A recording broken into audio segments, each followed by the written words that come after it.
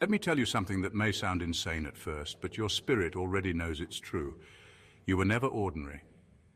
You were never safe. You were never supposed to blend in because you were chosen.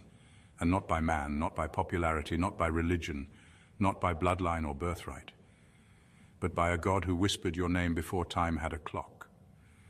While others were being formed, you were being forged. While they got blessings, you got battles. While they got platforms, you got pits. But here's the secret hell doesn't want you to know. The pit was never punishment, it was preparation. You weren't overlooked, you were hidden because chosen ones aren't put on display. They're put through fire because only those who've survived the furnace can carry the flame. See, there's a reason the enemy came for your mind early. A reason betrayal hit you harder than most. A reason you've been tired but still unbroken, crushed but never destroyed.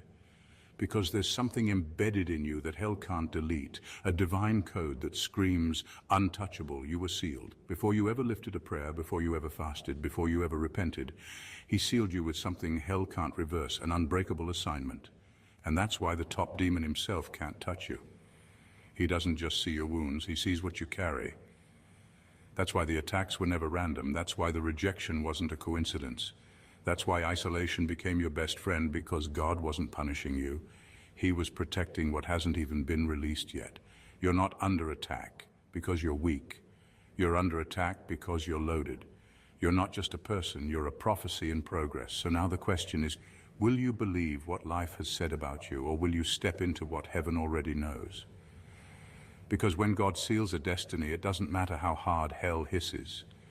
The chosen cannot be cursed, the sealed cannot be touched, and the one who walks with fire cannot be burned.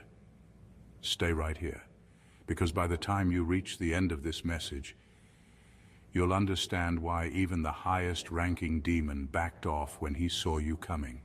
Number one, you're not just protected, you're off limits.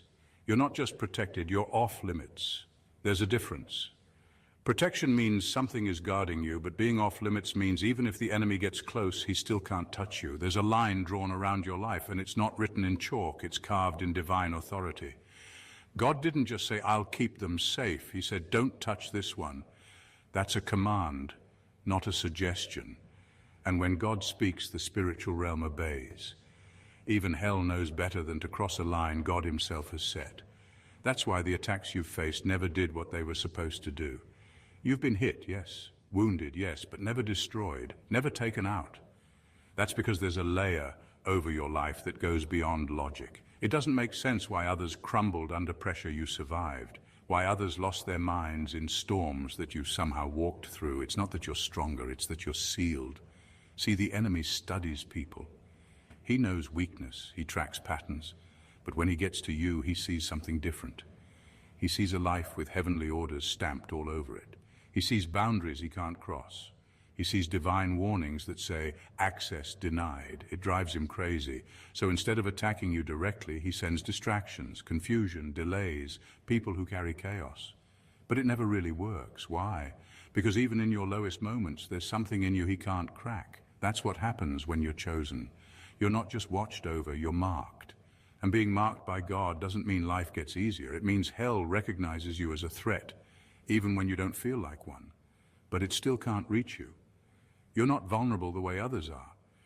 You walk with a seal that can't be forged, faked, or forced open. You're not just protected. You are untouchable, not because of who you are, but because of whose you are.